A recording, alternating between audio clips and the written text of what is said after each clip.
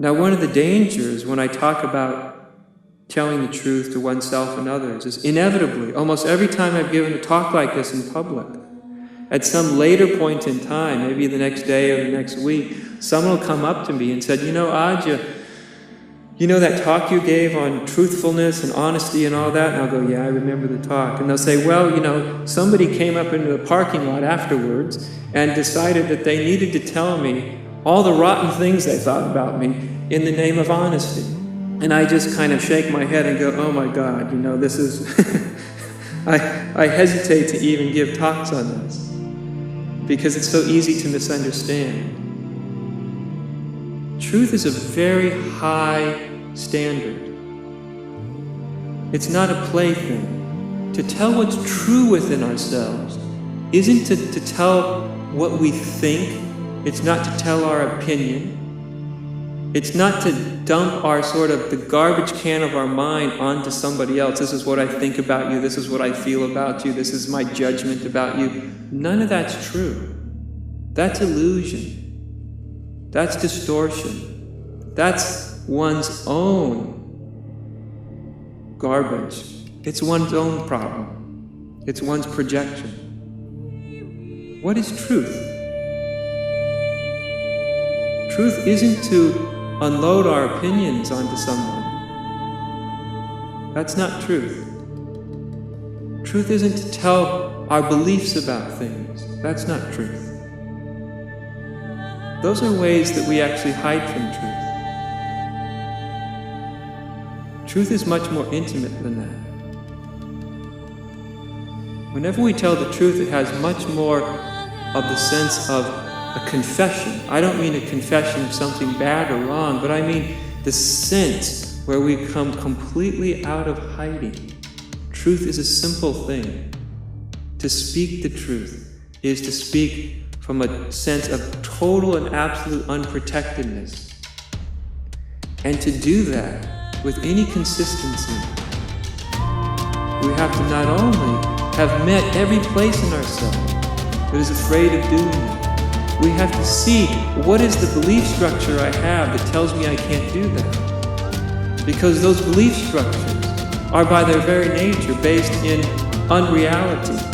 But just to know that's not enough. You actually have to see it, really perceive exactly what one believes. What are the exact belief structures that cause you to go into duality, that cause you to go into conflict and hiding? And also, part of awakening, part of realizing the inherent freedom of being. If it's true and authentic, if it's real, it's given to the whole world. It's given to everybody. True freedom isn't I'm free. True freedom is everything is free, which means everybody has the freedom to be who they are, whether they're awake or not awake, deluded or undiluted.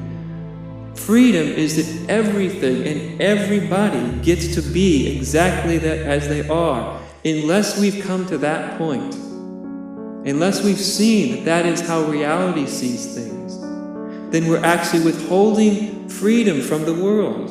We're seeing it as a possession. We're only concerned with ourselves, how good I can feel, how free I can feel. But true freedom, it's a gift to everything and everybody. As the Buddha said upon his awakening, I and all beings everywhere have simultaneously realized liberation.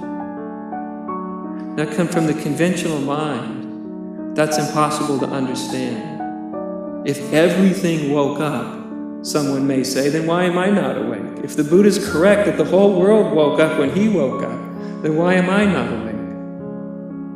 I can't really explain that to the conventional mind.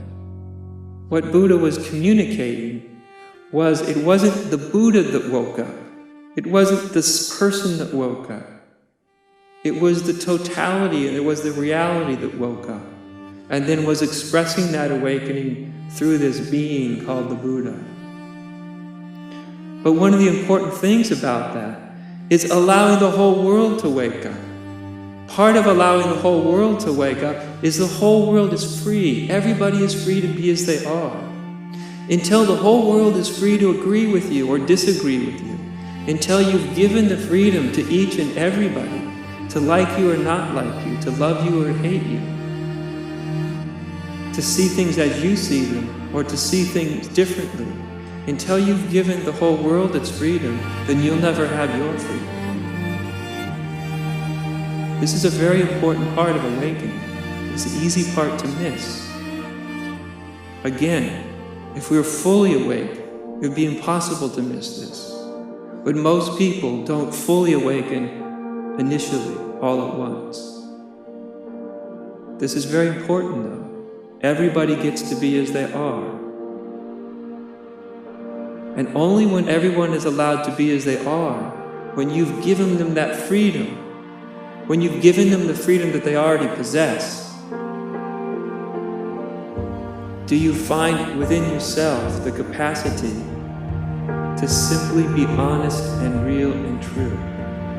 Because we can't be true as long as we're expecting or wanting others to agree.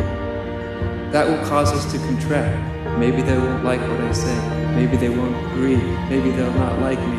This is all ways that we withhold freedom for everybody else. So when we're protecting ourselves, we're also withholding freedom for everybody else. But if one was to look into the very nature of the realization itself, when reality awakens to itself, when we realize that we are the one and only Spirit who manifests everything in everyone, in the very nature of that realization itself is total freedom for all. You taught me the courage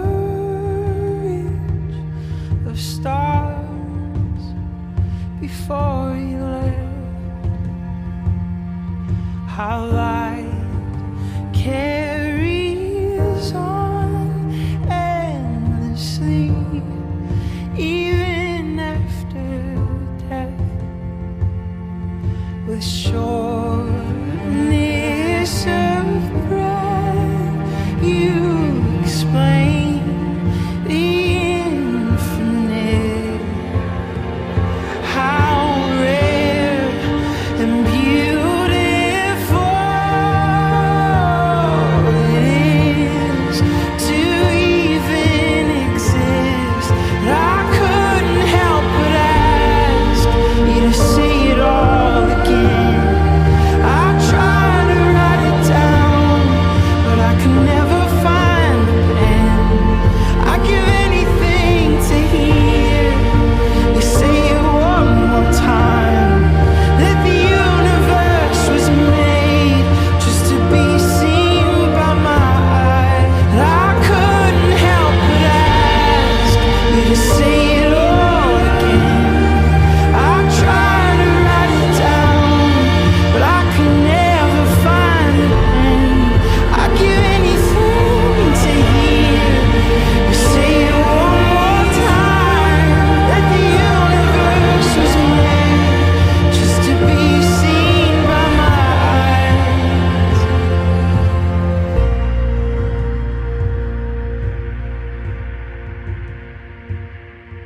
With shortness of breath, I'll explain the infinite, how rare and beautiful it truly is.